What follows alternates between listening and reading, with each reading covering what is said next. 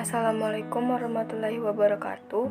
Perkenalkan, nama saya Ayuna Siti Zahara dengan NPM E1J022017. Pada kesempatan kali ini saya akan mempresentasikan proyek metode morfologi untuk mata kuliah botani pada komoditi pir.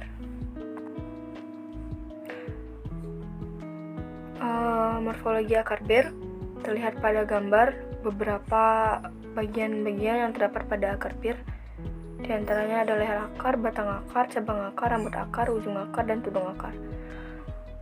Akar ini mempunyai fungsi sebagai berikut. Yang pertama, memperkuat berdirinya tanaman.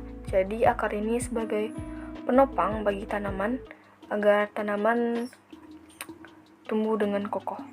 Lalu menyerap air dan zat makanan yang berada di dalam tanah, lalu mengangkutnya ke tempat yang dibutuhkan. Lalu sifat-sifatnya, akar ini letaknya ada di dalam tanah, ujungnya tumbuh terus-menerus karena terdapat jaringan meristem di ujungnya yang aktif membelah sehingga ujungnya akan tumbuh terus-menerus. Lalu bentuknya meruncing, warnanya tidak hijau, warnanya coklat seperti kemas-emasan, lalu tidak berbuku-buku maupun beruas.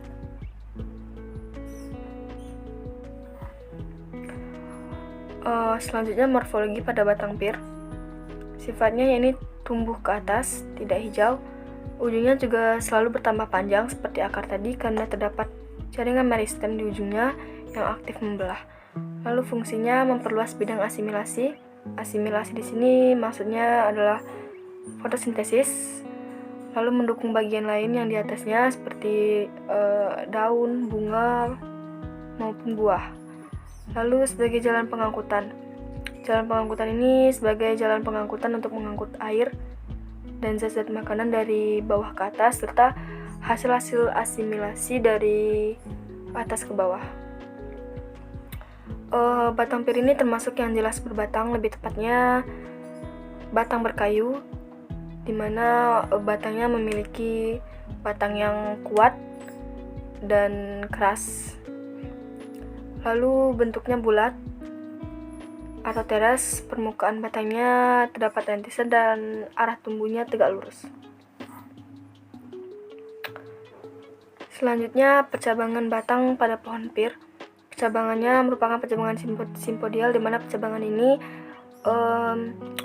batang pokoknya sulit ditemukan. Lalu percabangannya termasuk kesirung panjang dan pendek. Termasuk kesirung panjang karena pada tanaman pir ini terdapat cabang-cabang yang ruasnya panjang namun tidak menghasilkan bunga. Akan tetapi ada juga cabang-cabang yang pendek tapi menghasilkan alat-alat perkembangbiakan yang pada akhirnya menghasilkan buah dan bunga. Lalu arah tumbuhnya condong ke atas, namun ada juga yang tegak dan mendatar. Termasuk tumbuhan biennial karena diperlukan waktu setidaknya 2 tahun untuk tumbuhan tumbuh sampai berbuah. Lalu morfologi daun pir. Terlihat di gambar, daun pir hanya memiliki 2 bagian, yaitu helaian daun dan tangkai daun, sehingga daun pir ini termasuk ke daun yang tidak lengkap karena tidak memiliki upi daun. Helaiannya berbentuk lonjong, bangun daunnya berbentuk bulat telur, ujungnya meruncing.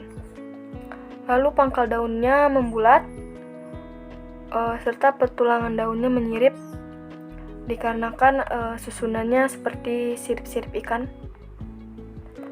Lalu tepi daunnya bertoreh merdeka, lebih tepatnya bergerigi halus, terlihat di gambar. Lalu daun pir ini memiliki daging daun yang tipis seperti perkamen, warnanya hijau tua dan permukaannya gundul. Selanjutnya, morfologi bunga pir. Terlihat di gambar bagian-bagian bunga pir. Ada daun kelopak, dasar bunga, daun mahkota, tangkai bunga, putik, dan benang sari.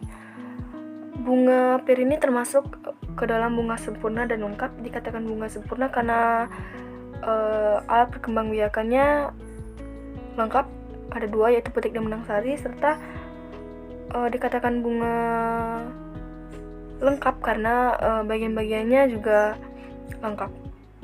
Merupakan bunga tunggal karena hanya menghasilkan 1 bunga. Lalu fungsi bunga pir ini adalah untuk organ reproduksi dan tempat penyerbukan. Bunga pir ini bersimetri banyak karena pada bidang-bidang simetrinya dapat menghasilkan 2 bagian pada 1 tangkup. Dasar bunganya menyerupai kerucut, kelopaknya berbentuk bintang karena tadi bersimetri banyak, mahkotanya juga berbentuk bintang, dan benang sarinya jelas duduk pada dasar bunga. Selanjutnya morfologi buah pir. Di sini terlihat bagian-bagian buah pir, ada tangkai buah, lalu ada mesokarpium yaitu lapisan tengah, endokarpium lapisan dalam, eksokarpium lapisan luar, dan biji. Buah pir ini merupakan buah sejati tunggal karena berasal dari 1 bakal buah dengan 1 bunga yang memiliki biji lebih dari 1. Termasuk buah sejati tunggal popum karena buah pir ini termasuk ke dalam apel-apelan, di mana lapisan luarnya tipis, lalu lapisan dalamnya berair dan bisa dimakan, serta di dalamnya terdapat ruang yang masing-masingnya terdapat 1 biji. Seperti ini.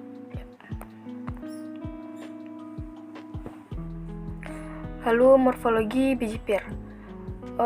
Biji pir ini termasuk Angiospermae. Maksudnya Angiospermae adalah biji tertutup yang punya 2 lapisan, yakni testa dan tegmen.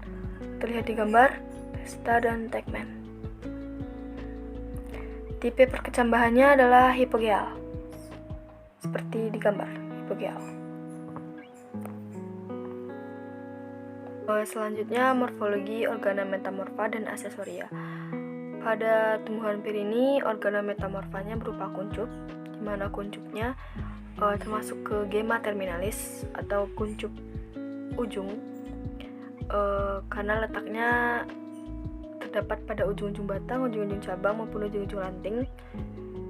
Merupakan modifikasi dari pohon, daun, batang, dan bunga, serta memiliki fungsi untuk menyokong pertumbuhan batang dan menghasilkan calon tunas. Pada tumbuhan pir ini tidak terdapat organa aksesorianya. Selanjutnya pemanfaatan atau kegunaan tumbuhan pir. Yang pertama, melancarkan pencernaan. Karena pir itu mengandung serat yang baik untuk pencernaan manusia, lalu meningkatkan kesehatan jantung, mencegah kanker. Di dalam pir itu terdapat antioksidan berupa antosianin yang dapat menghambat dan mencegah pertumbuhan tumor. Lalu sebagai bahan baku produk kosmetik, pada pir ini juga terdapat humektan alami. Humektan alami ini berfungsi sebagai pelembab, menjaga kelembapan kulit. Jadi pir ini bisa dijadikan bahan baku produk kosmetik seperti lip balm yang sangat cocok untuk melembabkan bibir. Lalu batangnya bisa dijadikan bahan furniture. Tidak hanya furniture, batang pohon pir ini bisa dijadikan juga sebagai ukiran ataupun hiasan lainnya, ataupun barang-barang lainnya. Lalu pir bisa dijadikan olahan makanan atau minuman secara langsung maupun tidak langsung. Sudah kita ketahui bahwa pir bisa kita makan secara langsung, namun pir juga bisa diolah menjadi makanan lainnya seperti kue maupun pie ataupun yang lainnya. Lalu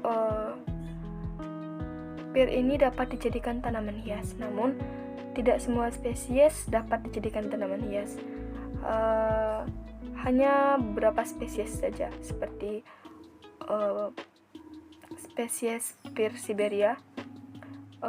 Pir Siberia ini bisa dijadikan tanaman hias karena buah dari tanaman Persiberia itu sendiri tidak enak sehingga dijadikan tanaman hias. Lalu memperkuat kekebalan tubuh.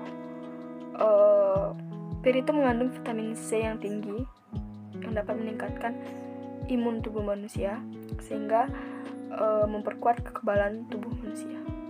Sekian presentasi saya pada kesempatan kali ini.